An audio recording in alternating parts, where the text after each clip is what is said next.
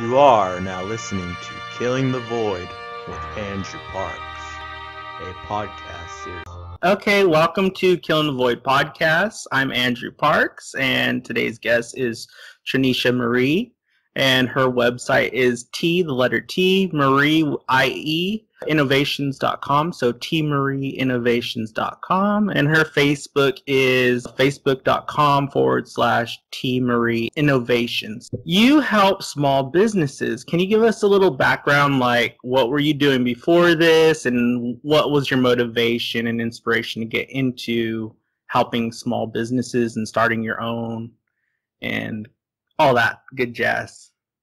Right. So at the time, I was in between jobs. And the reason why I started is due to the fact that the economy was so slow with hiring that I just didn't want to depend on any other employer. So that's what made me start. As far as helping others, I try to help them develop their own small business, those who want to become entrepreneurs, and then I also tend to help those who are looking to switch up their career or try to prosper in other opportunities within their career line. So I do enhance resumes. I have other avenues that I work with as well within my line of business too. Oh wow! So what exactly is an enhanced resume? Because I've been a business owner since 18. I'm a horseshoer. I put shoes on horse hooves. But I've been recently trying, because I went to college to become a correctional officer. And so I got my BA in college, and making a resume for the first time, I'm 30 years old and I'm making a resume for the first time.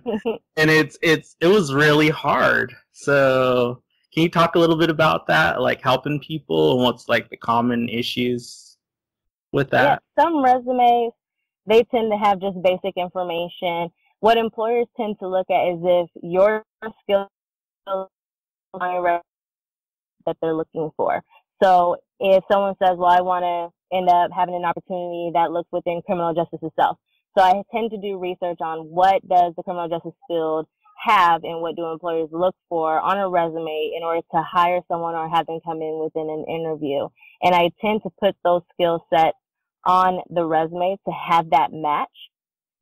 Just FYI, those who do end up trying to apply for different jobs, if you don't have those skill sets, that resume will go into their dump pile. Oh, wow. Skills are highlighted. If they're matched to what they're looking for, then you go to the next round. Okay. And that's the interview process. So, wow. So you know the process of how they're hiring people, and you make sure the clients that you work with have those keywords in their resumes. Is that right? Well, correct. Yep. Okay. Wow, I didn't even know that. I learned something new today. That's a little stressful. Like, I wish I met you a month ago. I would have hired you. Well, okay, so how was it starting your own business? Because, there's over like 600,000 new businesses starting every year, and like 500,000 of them fail every year. So for me personally, starting my own business, it was really getting clientele. That was the biggest issue. I'm new. They knew I was new. I was young at the time, and I kind of had to, I don't want to say start with the worst clients, but in my line of profession, I had to start with the worst horses.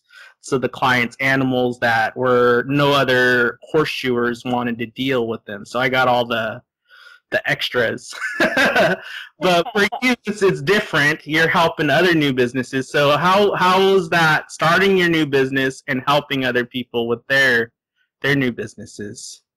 Was that what made me start it is the fact that not only do I have education within business, but with my experience as well. I was always doing resumes for my friends, my spouse.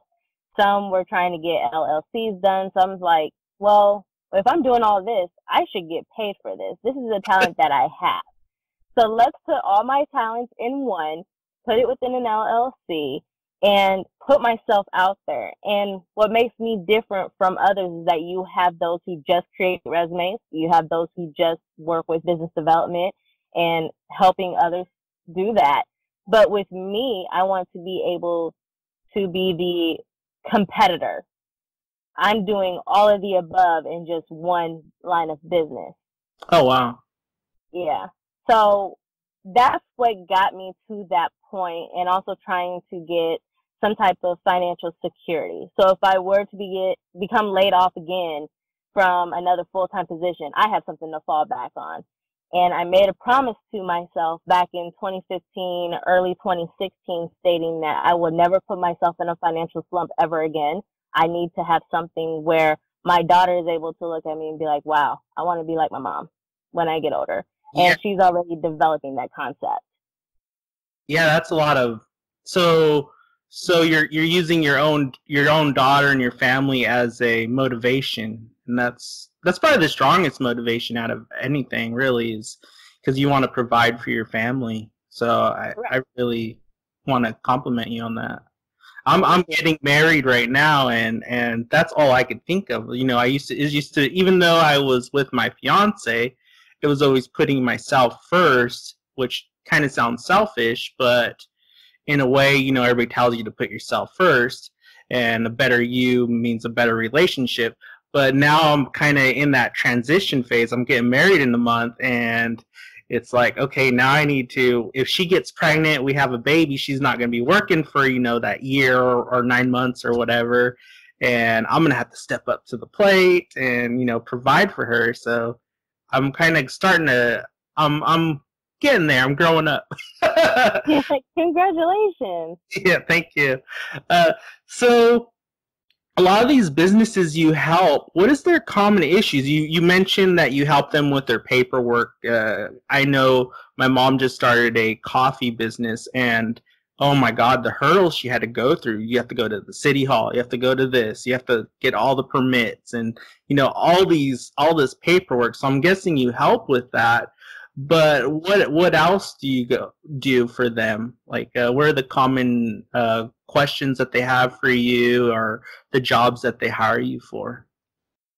I had one client. She still is a client till this day, and she is a mental therapist, and she wanted to start her own line of business with mental therapy. And the biggest challenge for me, which is also one of hers as well, is coming up with a policies and procedures that matches what the state wanted. So not only did we have to get her articles of corporation finished and get her registered for her LLC, we also had to do her policies and procedures. We had to go based off of what Iowa state law guidelines were in order for her to set up and open.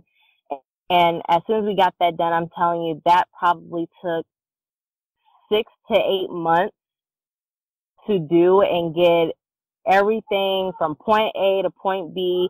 There was hurdles in between. Like, even though we would get done with the first draft, the woman who was part of the state of Iowa, she would come back and say, hey, you guys missed this point, you missed that point, we need you to remove this. So it was a constant challenge, but we were able to make it through. And then the next thing we had to do was schedule for her to come out and look within the home-based office to make sure it generated not only just clientele to keep everything safe and secure, but we also need to meet Iowa guidelines too. So she needed a cabinet with a key in order to keep that locked up. She also needed to make sure that the client was able to come in and come out and not have to worry about going through her home, because that was a security measure. She just had to be herself. That to be a danger. We also need to make sure that there was different signs up on the wall, like a fire escape, or where's the fire extinguisher, where's the nearest bathroom, something to that. That's still ongoing. She actually just finished that procedure, and now she is officially certified. She is able to work out of her home now. Oh, wow. And we have another 90-day interview inspection that's going to happen. So we'll have to see if she's met that criteria. There's like different levels of a criteria that she has to go through for a year. And if we meet everything during that year, she won't have to worry about another inspection until another year after. So we're still prospering within her business.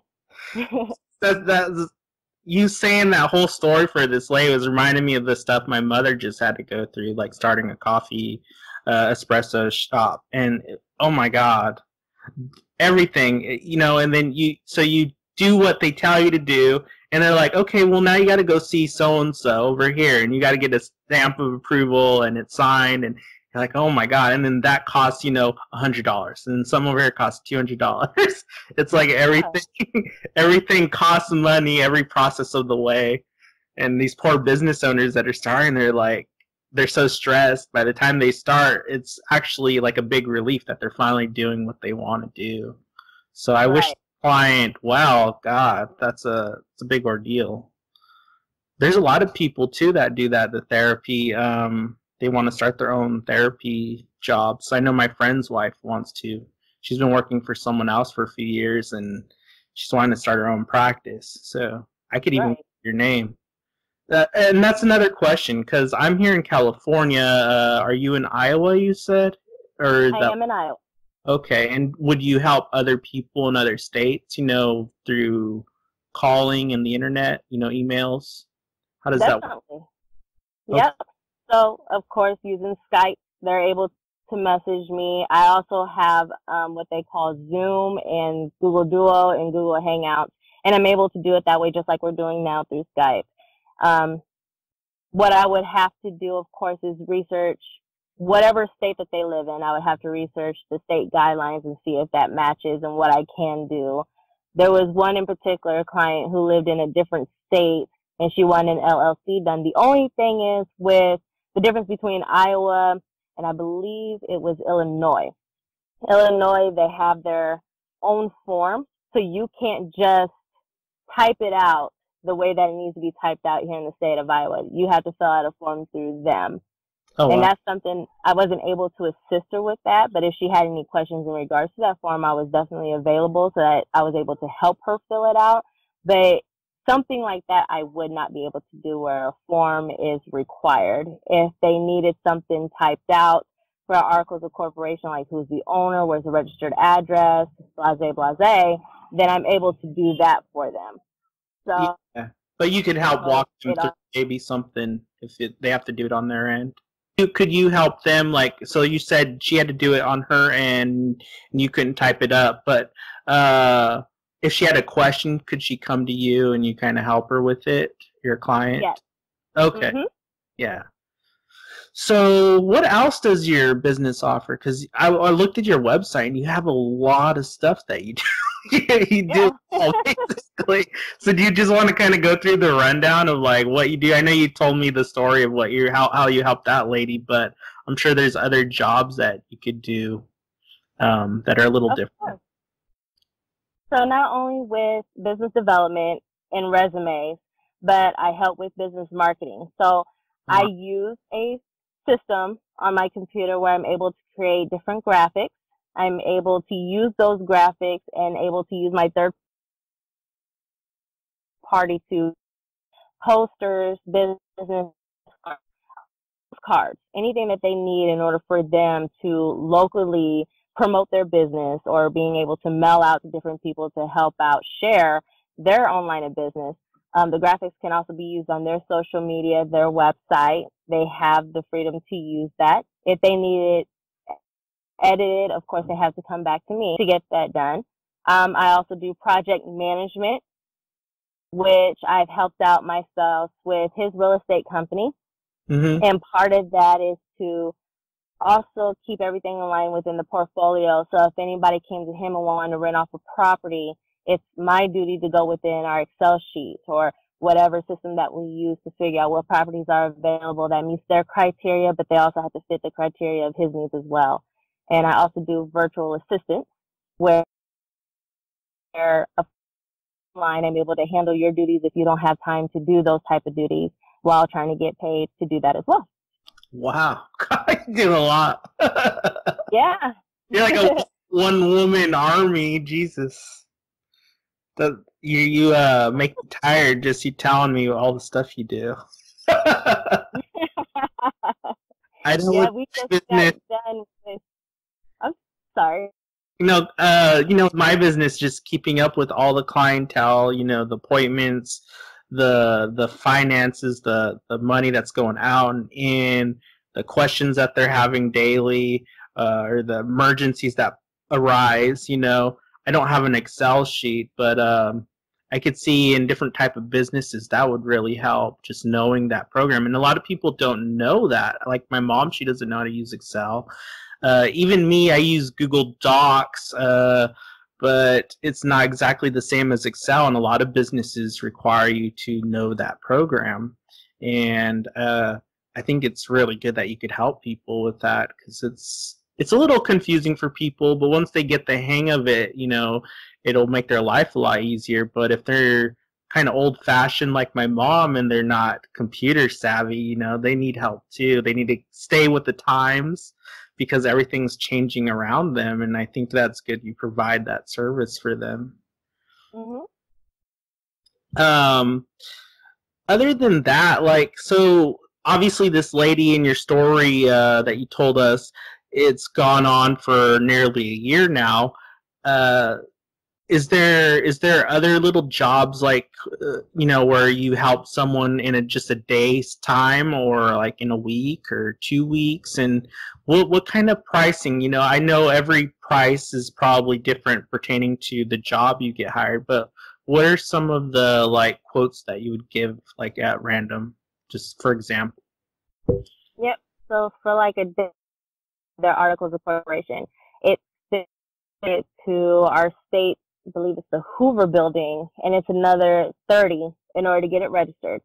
Mm-hmm. And if they needed an EIN number for taxes, then I can do that for them. That's part of the $50 deal.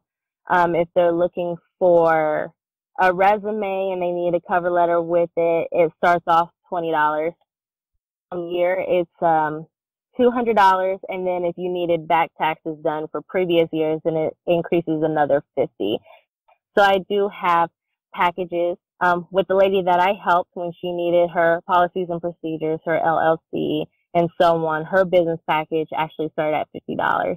And we also have referral fees as well, like you get an extra 10% off if you refer somebody something done through me. So she has referred a lot of clientele to me. So thanks to her, my business has prospered. Yeah. So I'm definitely grateful for her. Yeah, I mean, that's all you need, really. Now I don't even advertise a whole lot, maybe a couple times a year, but now it's all word of mouth, and I think every business wants to get to that point eventually. Obviously, you need to advertise here and there, just to boost up everything. But your prices are actually really reasonable. I thought you were going to be more expensive, Trenisha. Maybe in No. the future you're overbooked. See, I want to keep prices very affordable, especially when it comes down to competition. I've seen, when I was doing my own research in order to figure out my pricing, I've seen those that deal with resumes who charge $100. I've seen one with $1,000. It was ridiculous. I'm like, no one has that much money in order to get a resume done. If that's the case, I'm going to do it myself. Yeah. I may not get through too far, but at least I know where to begin. And isn't that why they want a resume? Because they need money? Trying to get a job.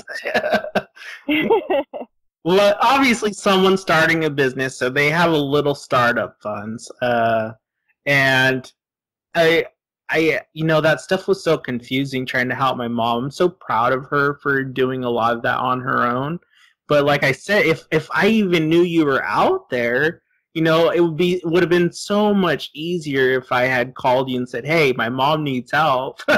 Help walk her through this." Because God, it was so hard, so hard. My business was a little different because when I started it, the lady helping me, she's like, "Oh, so you're basically just like a laborer. You're just working for yourself, and you're working on other people's property, so you need insurance and so stuff like that."